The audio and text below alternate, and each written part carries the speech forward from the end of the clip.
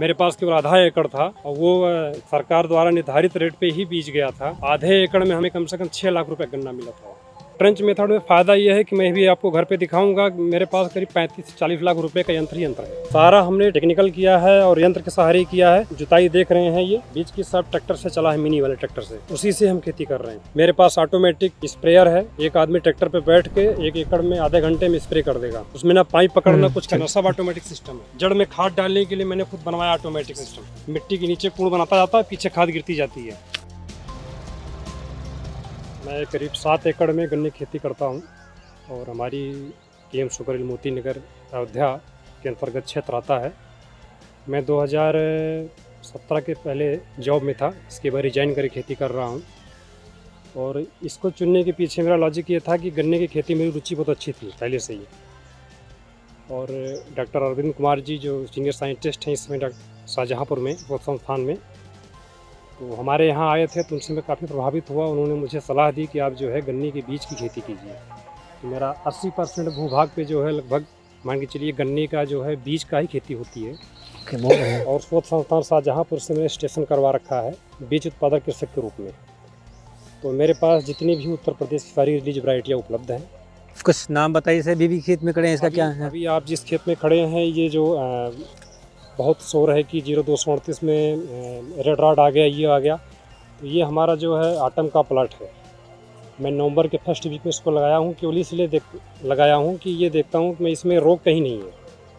अभी ना इस प्लाट में मेरे कोराजन पड़ा हुआ है, ना कोई फंगिसाइड पड़ा हुआ है। केवल बिजाई के समय सीड ट्रीटमेंट, हेक्सास्टाप और इमिडाक्लोरोपिड से, इतना ही मैं किया हूँ। अभी पानी लगा हुआ आप देख रहे हैं। इसके बाद जब ज़मीन टाइट होगी फिर कोराजन का इसमें ड्रेंचिंग होना है।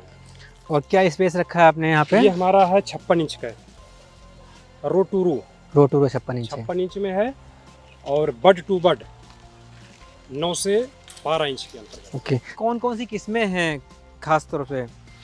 मेरे पास उत्तर प्रदेश की रिलीज सारी वैरायटियाँ हैं। जैसे शुरुआत में कोलक 14201 आई थी और साथ में 13235 और 15023, ये तीनों वैरायटियाँ पहले से उपलब्ध हैं। अभी जो हमारे पास है इसके बगल में आइए, मैं दिखाता हूँ आपको। ये शाहजहाँपुर की सबसे लेटेस्ट रिलीज वैरायटी है, जो कि पिछले वर्ष हुई थी 17231। 17231। अच्छा, हाँ, ये 17231 है। टोटल प्लॉट 17231 लगा हुआ है। इसकी खूबी ये है कि इसमें टिल्डिंग बहुत ज़्यादा होती है। गन्ना थोड़ा मध्यम मोटाई का होता है। 1 2 3 4। और ये बुआई सिंगल बड की बिजाई है। हाँ, और बुआई कब की है? ये नवंबर फर्स्ट वीक। इसमें पीली सरसों थी बीच में। हमने करीब मान के चलिए एकड़ का 5 से 6 कुंतल पीली सरसों निकला मुझे। अच्छा, एकड़ में? हाँ हाँ हाँ, बढ़िया। पीली सरसों थी। आप थोड़ा सा आगे आइए, ऐसे चलते हैं। हाँ, अभी देखिए इसमें टिल्डिंग अभी भी हो रही है। देखिए फर्स्ट क्लास टिल्डिंग चल रही है। तो आपके पास 4 प्लाट हैं, जहाँ हमने चारों देखे हैं, जो वो सारे के सारे जो प्लाट हैं वो आप इनकी बुआई का यही मेथड रखते हैं या कुछ बदलते हैं? सारा मेरा मेथड यही। देखिए गन्ने का, ये जो पहली बार लाए थे तो गन्ना हमारा काफ़ी पतला था। इस समय देख रहे हैं, आपको लग रहा होगा कि गन्ना मोटा होने की उम्मीद में पूरा है। और ये दूसरी मिट्टी है इस बार। रिलीज के बाद हम किसान के पास की दूसरी, मतलब पहली मिट्टी में हमको बीज प्राप्त हुआ था, 200 बड हमने लगाया था। उसको फिर जब काट के मैंने ट्रांसप्लांट किया है अपने यहाँ, तो ये हमारी दूसरी मिट्टी है। कितने एकड़ में किया आपने उसको? कितना उसमें किया हो? ये लगभग 1.25 एकड़ के आसपास हमने बिजाई कर लिया। 200 बड से? हाँ, 200 बड तैयार किया। उसमें से करीब मान के चलिए 70% हमने बीज भी दिया है। ओके। क्योंकि सिंगल बड में मुश्किल से 1 कुंतल में, हमारे यहाँ जो 1 एकड़ में 4 बीघा होता है, वो बिजाई हो जाती है। अच्छा, तो ये टिल्डिंग आप देख सकते हैं इसकी। नहीं, टिल्डिंग तो अच्छी दिखाई पड़ रही है फिलहाल के लिए। हालांकि आपके इलाके में गन्ना बहुत, लेकिन बहुत अच्छी खेती नज़र नहीं आ रही है। हमारे इलाके में क्या है सर, अभी भी अगर मैं परसेंटेज वाइज आपको बताऊं तो मेरे पूरे शुगर मिल में 1 से 1.5% के लोग ही ट्रेंच मेथड से गन्ना बोते हैं। ये कह लीजिए लोगों को अवेयरनेस की कमी है या क्या समस्या है, इस पे लोग भागते हैं। मैं पहली बार जब 1 एकड़ की बिजाई फर्स्ट टाइम में किया था, मैं डॉक्टर साहब से प्रभावित होकर मैंने शुरू किया, तो लोगों ने मुझे हंसी का पात्र बनाया कि मतलब ये जो इतना दूरी गन्ना बो रहे हो, इसमें तुम्हें कुछ नहीं मिलने वाला। क्योंकि यहाँ तक कूड़ में कूड़ बोते हैं सब काट के। अभी इसमें हमारा एक जो गांव में होता है ना परंपरागत खेती, अभी एक कूड़ इसमें और निकलती है। ठीक है, उसमें नंबर आप केन आपके ज़्यादा होते हैं, गन्ने पतले होते हैं। अगर वेट देखा जाए तो एक गन्ना 500 ग्राम, 600 ग्राम, 700 ग्राम मुश्किल से निकलेगा। इसमें क्या है, हमारा 1 केजी से मिनिमम से स्टार्ट होकर 1.5 से 2 केजी तक गन्ना जाता है। तो क्या उत्पादन मतलब ओवरऑल आपका हो पाता उत्पादन है? मैंने इस बार 0238 की जो पेड़ी काटी है वो हमारी आई है 410 कुंतल प्रति एकड़। सब बीज में गया हो? नहीं, बीज में नहीं गया। 38,000 का जो पेड़ी जो है मिल सप्लाई में गया है। मिल में गया है। हाँ, इसीलिए तो उसका पता बीज वाले में थोड़ा सा कैलकुलेशन हो नहीं पाता है। लेकिन वो जो सारी किस्में आपके हैं वो इसी के आसपास मतलब रहती हैं वो?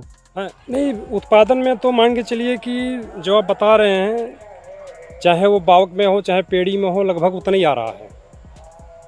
क्योंकि ट्रंच मेथड में फ़ायदा ये है कि मैं भी आपको घर पे दिखाऊंगा। मेरे पास करीब 35 से 40 लाख रुपए का यंत्र है। लेबर की समस्या इतनी ज़्यादा खड़ी हो गई जिससे किसान गन्ना खेती करने में अब उम्मीद ही छोड़ देगा लेबर के भरोसे करने। लेबर का तो मुश्किल है। हाँ। सारा हमने टेक्निकल किया है और यंत्र के सहारे किया है। इसमें देखिए, आपने जुताई देख रहे हैं, ये बीज की सब ट्रैक्टर से चला है, मिनी वाले ट्रैक्टर से, उसी से हम खेती कर रहे हैं। मेरे पास ऑटोमेटिक स्प्रेयर है। एक आदमी ट्रैक्टर पे बैठ के 1 एकड़ में आधे घंटे में स्प्रे कर देगा। उसमें ना पाइप पकड़ना कुछ करना, सब ऑटोमेटिक सिस्टम है। जड़ में खाद डालने के लिए मैंने खुद बनवाया ऑटोमेटिक सिस्टम। अच्छा, ट्रैक्टर से चलाने वाला? बिल्कुल, एकदम दोनों साइड में वो जड़ में जो है अभी दिखाएगा आपको, मिट्टी के नीचे कूड़ बनाता जाता है, पीछे खाद गिरती जाती है। और आप सह फसली भी करते हैं? आपने सरसों भी लिया था? इसमें इस प्लाट में आप चल रहे हैं, इसमें जो है चना था। मैंने इसमें गेहूं भी किया गन्ने में। अब तो कट गया, नहीं दिखा सकता। मैं गन्ने में गेहूं भी किया था प्रयोग के तौर पे। मात्र 2 लाइन ही लगवाया था, लेकिन गेहूं का उत्पादन बहुत अच्छा आया था।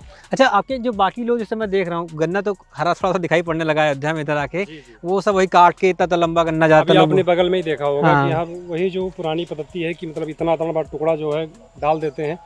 1 एकड़ में मान के चलिए 30 से 35 कुंतल गन्ना लगाते हैं। और उत्पादन क्या मिलता होगा इनको? उत्पादन एवरेज जो आता है, मान चलिए 200 से 250। और 32 कुंटल गन्ना पहले लग गया ना, लेकिन ये भी तो है। अब वो सोचिए, आप उसमें उतना माइनस भी कर दीजिए तो क्या बचा। अच्छा, ये कई सारे लोग पूछना चाहेंगे, जैसे आपने आपके शाहजहाँपुर शोध संस्थान से आपने जो ब्रीडर या उसमें बीज उत्पादन के रूप में कराया, फिर मिल को आप ये क्या प्रक्रिया, कैसे इसका कराया? बहुत सारे किसान चाहते होंगे। इसमें यह है कि जो अपना बीज विकास केंद्र होता है, हर जिले में होता है, तो बीज विकास समिति से आप जाइए। वहाँ एक प्रोसेस है कि आपको 1000 रुपये का उसमें जो है डीडी देना पड़ेगा, प्लस आपके अपनी पूरी खतौनी और ये बैंक का और सारा डिटेल आधार देना पड़ेगा। फिर वो जो है प्रोसेस में आ जाएगा। फिर यहाँ से जो है फार्म चला जाएगा सीधे संस्थान पे, तो वहाँ से आपको एक नंबर अलर्ट हो जाएगा, एक प्रमाण पत्र मिल जाएगा। वो 3 साल के लिए वैलिड होता है। तो वो फिर निगरानी भी करते होंगे ना, कि ताकि बीज शुद्ध रहे? बिल्कुल बिल्कुल, उनकी निगरानी में रहता है कि थोड़ा सा ये मैं अभी शोध केंद्र से मैं कई बार कह भी चुका हूँ, मैं कई बार ग्रुप पे भी डाला कि जो है जो बीज उत्पादक कृषक हैं उनको प्रायोरिटी नहीं मिल पा रही है। रजिस्ट्रेशन तो हो गया है, लेकिन उसे जैसे बीज वितरण में और चीज़ में प्रायोरिटी होनी चाहिए कि उनको चीज़ें समय से मिल जाएं, ये नहीं हो पा रही है। अच्छा, मिल जो मिल है, क्या वो गन्ना वो मतलब जो बीज है वो आपका मिल लेता है या आप किसानों को बेचते हैं? मिल के माध्यम से जाता है और डायरेक्ट किसान भी ले जाते हैं। ओके। दोनों प्रक्रियाओं से तो ये तो फिर मतलब एक अच्छी चीज़ है।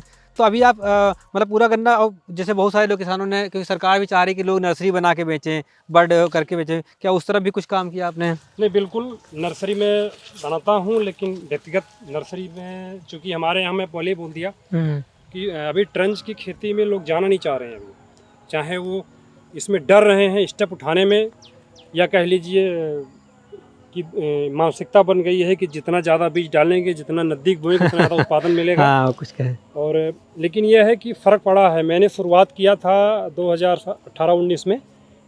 इसके बाद हमारे क्षेत्र में मान चलिए, मैं पर्टिकुलर अपने एक गांव का बताऊं, तो यहाँ कम से कम 30 से 40 एकड़ गन्ना अब आपको ट्रंच में मिलने लगा। बस शुरुआत हो गई हमारे अलावा जी। अच्छा, आपने बोला कि आप जॉब छोड़कर कोई करके इधर आए थे, वो क्या? इंडिया में as a team leader job कर रहा था। इंडिया?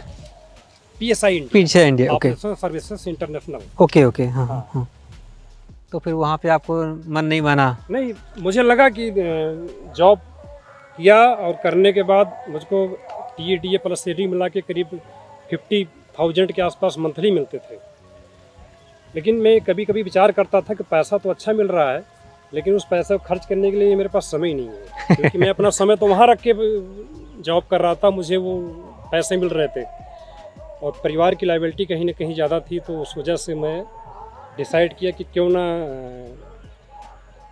दादा बाबा की पुश्तैनी ज़मीनें पड़ी हुई हैं, थोड़ा मोड़ा खेती होती थी, बाकी ऐसे पड़ी रहती थी। क्योंकि पिताजी भी गवर्नमेंट जॉब में हैं, तो घर पे कोई देखने वाला था नहीं। तो मैं आया तो सौभाग्य रहा कि उस टाइम हमारे मिल की डेवलपमेंट मैनेजर साहब लेकर के आए थे डॉक्टर अरविंद कुमार जी को। इसके पहले डॉक्टर मैनेजर सिंह यादव जी आए थे।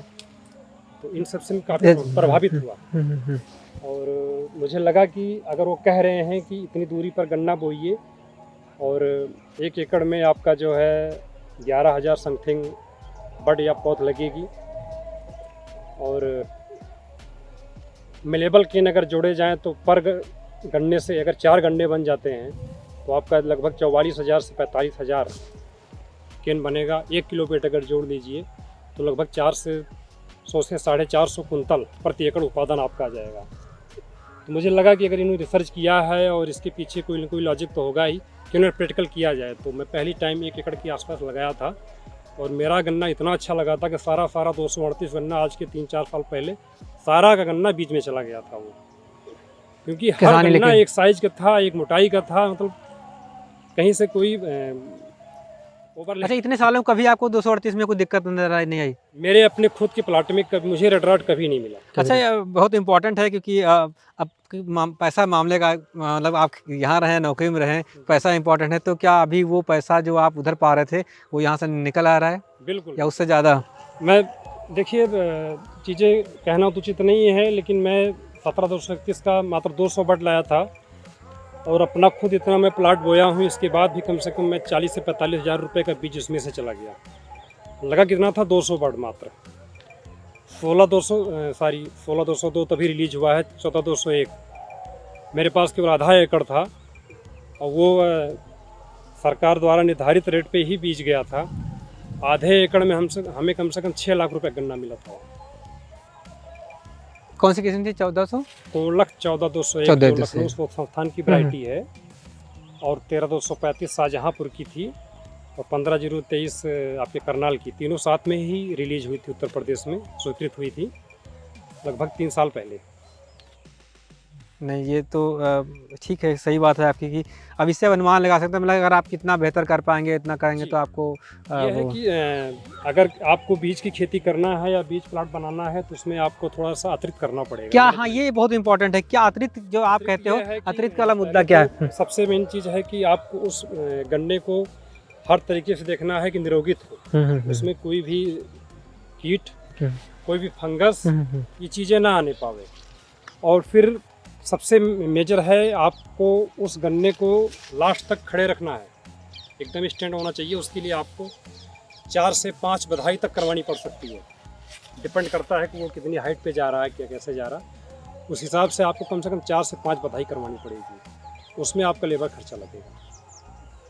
ये सबसे इम्पोर्टेंट है, क्योंकि बीज गन्ना वही बेस्ट रहेगा जो गन्ना गिरे नहीं और टूटा ना हो। गिरेगा नहीं, क्योंकि गिरने के बाद गन्ना जो है डैमेज हो जाता है। तो अभी जैसे हम लोग सहफसली की बात कर रहे थे, तो सहफसली में आप वहाँ पे उड़द वगैरह भी लेते हैं ना? मेरे बगल में जो प्लाट मैंने आपको दिखाया है करीब 2 एकड़ का, उसमें उड़द और मूंग हमारी फली आकर रेडी है बिल्कुल। मैं अभी निकलवा के भी लाया हूँ घर पे। उड़द में जो है फलियाँ आ रही हैं, फूल भी है। तो उसमें 7 मजदूर लगे हैं, लेडीज़ हैं, सब वो निकाल रही हैं अपना जो घास वास नहीं हो गया था, सफाई कर रही हैं। इसमें मैं काली सरसों, पीली सरसों मेरे पास 2 वैरायटी थी। फिर इसके बाद चना था मेरा BL12 मटर और GS10 मटर, सब्जी वाली, और वो जो हरी वाली 2 लाइन मैंने गेहूं भी बोया था। ये मेरी सफसल थी इस बार, बढ़िया, और सबका उत्पादन अच्छा आया था। अच्छा, यहाँ पे जो गन्ने वाले किसान, बहुत सारे लोग बोलते हैं कि ज़्यादा उत्पादन या बीज वाले हैं, ये लोग खाद बहुत डालते हैं या कम डालते हैं। खाद का मैनेजमेंट कैसे करते हैं? ट्रंच विध से खेती में ये है कि देखिए, जैसे हम आप है भोजन लेते हैं, अगर हमको पूरे दिन का डोज एक बार में दे दिया जाएगा तो हो सकता है डाइजेशन खराब हो जाए।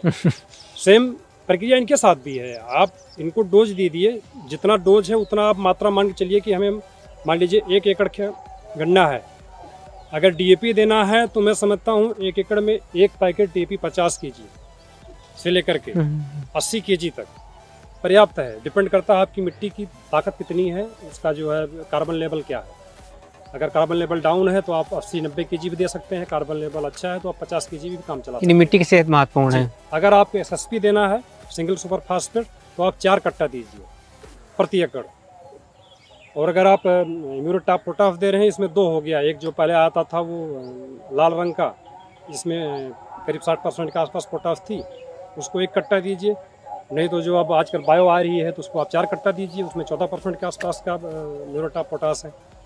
प्लस यूरिया आपको, तो मैं मानता हूँ अगर इसमें ट्रंच में खेती कर रहे हैं तो हर सिंचाई के आसपास ज़्यादा नहीं, एकड़ का अगर 15 से 18 केजी भी यूरिया टॉप ड्रेसिंग करते रहिए तो कोई ज़रूरत ही नहीं ज़्यादा करने का। और जब से मैंने ये ट्रैक्टर में अपने बनवा लिया ऑटोमेटिक स्प्रे, मुझे तो ज़्यादा मिट्टी में देने की जरूरत नहीं पड़ती है, सारा स्प्रे में ही काम चलता है। मतलब मजदूरों वाला 1 केजी यूरिया आप घोलिए, आराम से आधा एकड़ के छिड़क लीजिए, क्या ज़रूरत। अभी कंडीशन क्या है, जैसे आप देख रहे हैं ये हमारा करीब मान के लिए 2 से 2.5 महीने का पौधा हो गया है।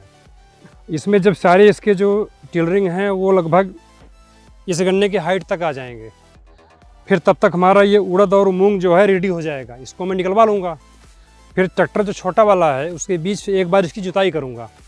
जुताई करने के बाद फिर वही ट्रैक्टर में यंत्र जो है पलट के लगाया जाता है, रिवर्स और फॉरवर्ड रोटरी बोलते हैं उसको लगाने के बाद जो है ये मिट्टी बीज की उठाकर गन्ने पे डालना शुरू कर देगा। उसके पहले इसमें सेकंड बेसल डोज पड़ जाएगा। और ये प्रक्रिया हमारी बरसात के जस्ट 15 दिन पहले शुरू होगी। मतलब बारिश आने के, जैसे हमारे जुलाई में बारिश आती है तो जून के आखिरी सप्ताह के आसपास या 15 जून के बाद हम शुरू करेंगे ये प्रक्रिया मिट्टी चढ़ाने वाली। तब तक गन्ना हमारा जो है ये टेलरिंग करके ऊपर हो जाएगा। तो एक बार में मिट्टी चढ़ाते हैं कि 2 नहीं, एक बार में नहीं चढ़ सकता है, 2 बार में चढ़ेगा ये। एक बार पहले जून में करते हैं फिर दोबारा, मतलब बताना 15 जून से लेकर के जून लास्ट तक या जुलाई फर्स्ट वीक तक दोनों बार मिट्टी चढ़ा के हम इसको कंप्लीट कर देंगे। और ये जो मिट्टी आपको बीच में ऊंची दिख रही है वही फिर गन्ने की साइड में ऊंची दिखेगी और पानी फिर बीच में चलना शुरू हो जाएगा।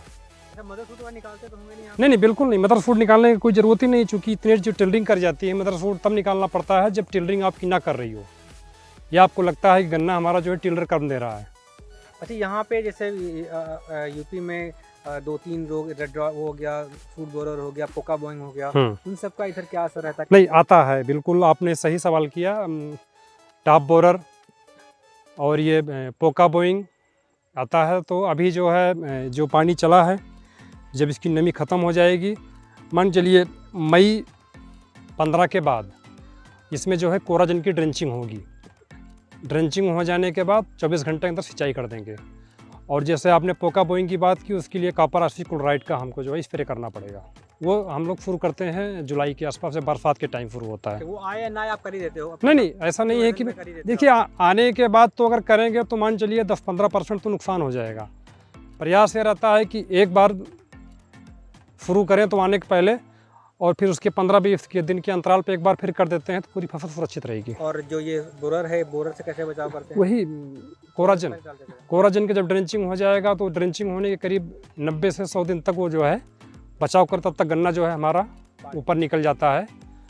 चलिए साथियों, हमारी राम सिंह जी की मुलाकात अच्छी रही। ये फ़ोन पे बस हो गया कि चलो मिलते हैं अयोध्या में, तो फिर हम मतलब चलेंगे चाहे जो हो जाए। बहुत अच्छा लगा, काफ़ी दूर से आए और समय आना ही था। हमारी कोशिश ये रहती है कि अंत पहुँचा। हालांकि लाइट के अभाव है तो हम हमने देख लिए हैं, लेकिन आपको कैमरे पे अभी हम वो नहीं दिखा पा रहे हैं। हम उम्मीद करें कि आप हमें फ़ोटो भेजें और हम आपके बाकी प्लाट जो है उनको साथियों को दिखाएं।